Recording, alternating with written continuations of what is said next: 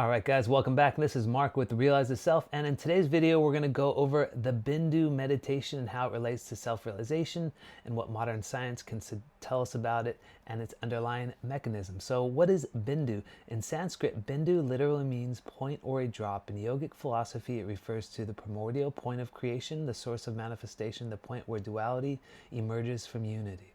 In tantric and yogic systems, Bindu is often associated with a subtle point at the back or the top of the head, sometimes called the Bindu Visarga, the origin of subtle sound or nada, the seed of consciousness before thought arises. In meditative experience, Bindu represents the point of pure awareness before mental activity forms.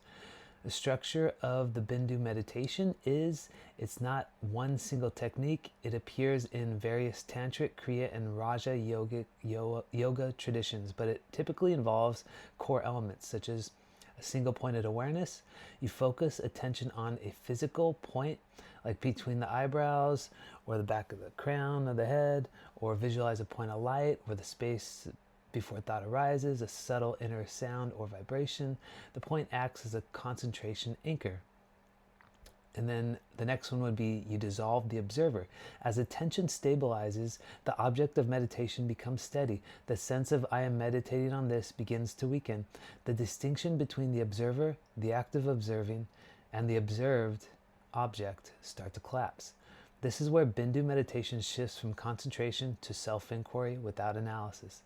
And then you enter the point before thought. At deeper stages, thoughts slow dramatically. The space between thought widens. Awareness rests in a non-conceptual point like stillness. Some practitioners report inner light, inner sound, timelessness, expansion from a point into vastness. Paradoxically, the point becomes infinite space. Self-realization in yogic philosophy means recognizing you are not the body, not the mind, not the personality. You are pure awareness itself. Bindu meditation really supports this because it deconstructs the ego structure. The ego is maintained by continuous thought narration, memory referencing, identity reinforcement. When awareness rests in the Bindu, narrative thinking pauses. The self-story dissolves, identity loosens. You begin experiencing awareness without identity, presence without personality. Experiencing the witness is a key stage in recognizing the witness consciousness. Thoughts arise, emotions arise, sensations arise, but something remains untouched. Eventually, even the witness dissolves. This is often described in non-dual traditions as unity consciousness, pure being, turiya, which is the fourth state beyond waking, dreaming, or in deep sleep. And modern neuroscience offers partial explanations for what may be happening. So there's a default mode network suppression, which is associated with self-referential thinking, rumination, autobiographical memory. Studies show deep meditation reduces activity in this network. When the DMN quiets, the narrative self weakens, boundaries feel less rigid, unity experiences increase. This correlates strongly with reports of self-realization. There's also an increased gamma synchrony. Advanced meditators show high gamma brainwave coherence, increased inner network integration, which suggests greater global brain synchronization, less fragmentation or processing, that's the cat, and subjectively experienced as clarity, unity, and non-dual awareness. There's also thalamocortical regulation. Meditation alters sensory gating mechanism, reduce automatic sensory processing, increase internal awareness. This may explain some of the inner light phenomenon, subtle light perception, and body boundary dissolution. The next one would be there's a psychological mechanism of point of focus. Why a point? Well, the mind typically scans, compares, labels, divides. You just scroll constantly on the phone with the on social media. Focusing on a single Bindu, a point, collapses perceptual complexity, reduces cognitive branching, and forces neural efficiency. As complexity reduces, thought production decreases, self-referential loops weaken, awareness stabilizes. The point becomes a gateway to silence. And the paradox of Bindu, Bindu represents two opposite things simultaneously. The smallest point and the source of infinite expansion. This mirrors what practitioners report. Attention narrows, ego dissolves, awareness expands infinitely. The collapse into a point precedes expansion into boundlessness. The stages of the experience, this is how they typically progress, and it's restless focus, stable concentration, reduced thought frequency, awareness of awareness, dissolution of observer, non-dual absorption, stabilized self-realization, which is rare, and experiences do vary widely. There are risks and misinterpretations. So without grounding, intense practice can cause disassociation, emotional bypassing, inflated spiritual identity, I am enlightened, psychological destabilization. Traditional systems emphasize ethical grounding, such as with the yamas and niyamas, emotional maturity, and gradual progression. And that's the thing with inflated spiritual identity, emotional bypass and dissociation, psychological destabilization. That's a common theme in neurofeedback training as well as psychedelic intake. Those are really common. When we go to scientific caution, science does not confirm that the metaphysical claims like cosmic consciousness, literal unity with the universe, but what science does confirm is a profound neural changes, altered perception of self, measurable reductions in suffering, increased emotional regulation. Whether those equal metaphysical truth remains philosophical according to science. But the practical framework to the outline would be to sit up, spine neutral, relax the body progressively, focus on a subtle inner point, physical or imagined. Do not chase experiences. If thoughts arise, gently return to the point, or the Bindu. Eventually shift from focusing on the point to noticing the awareness that knows the point. This is crucial.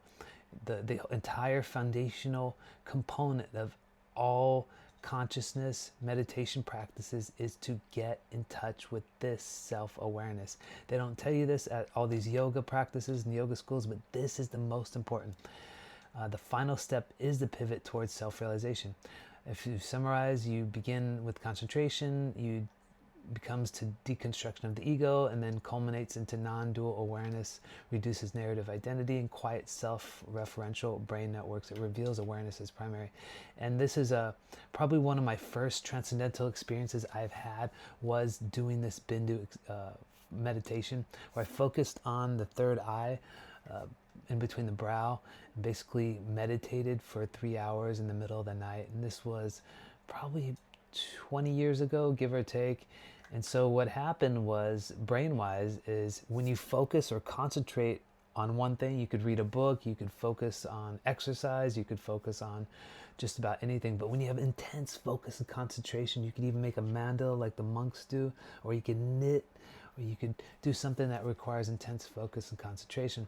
You're actually producing more gamma brainwaves, and gamma brainwaves is the absolute key to self-realization. They're highly produced during high states of compassion, loving kindness, empathy. And this was the monk studies I always talk about in the early 2000s. I have this reference in the book. The next book's really going to go more in depth into that topic. But during this experience, when I had this transcendental experience with non-dual oneness, so I focused on this third eye, on just one point. You could focus on one point anywhere you want.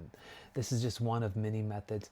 But you focus on that for hours at a time, and then you get to the edge of sleep, and you pop into theta, a theta state, and that from there you blast back up into gamma. It's hard to explain. I know Joe Dispenza explains it really well. I'm not a neuroscientist, I'm an exercise scientist, so I'm familiar with some things and not familiar with a lot of other things, with some other things.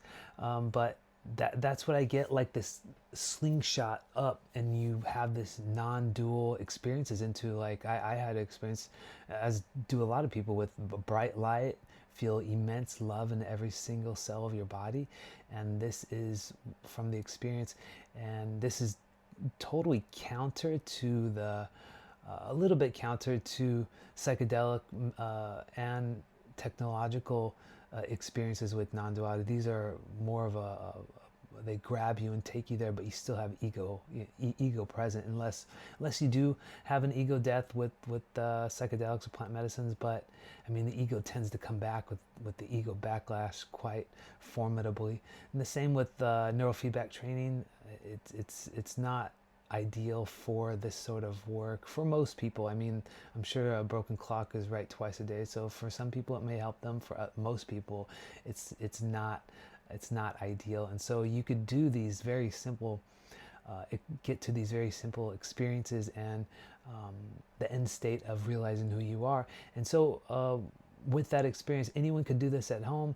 You just focus on one spot, get to the edge of sleep. It might take a few hours. You might want to sleep, wake up at 4 a.m. or sleep 4 hours, wake up, and then do it. And then you're closer to the edge of sleep. You might want to develop feelings of compassion, loving kindness, and empathy, and then get to the edge of sleep.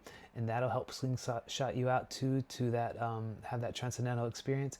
But either way, just know the entire point, the entire purpose, the entire whole pinnacle of self-realization and consciousness, knowing that you're the awareness behind it. You're the awareness. I cannot emphasize this enough. This is not told. I spent years and years trying to figure out what were all these experiences happening to me.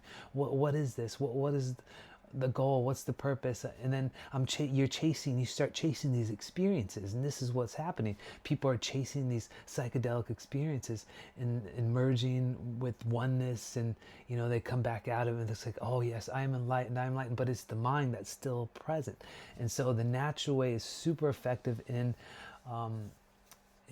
quieting, stilling, dissolving the mind.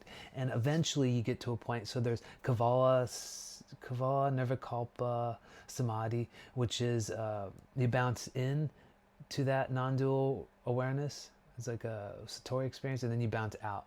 But there's Sahaja Samadhi, Nirvikalpa Samadhi, and that's the permanent, where the ego dissolves into the heart. And that's what these really great ancient teachers like Ramana Maharshi had, these permanent states. And so it's not ideal theoretically, I don't think, for most of us to have that permanent self-realization where the ego is permanently merged into the heart.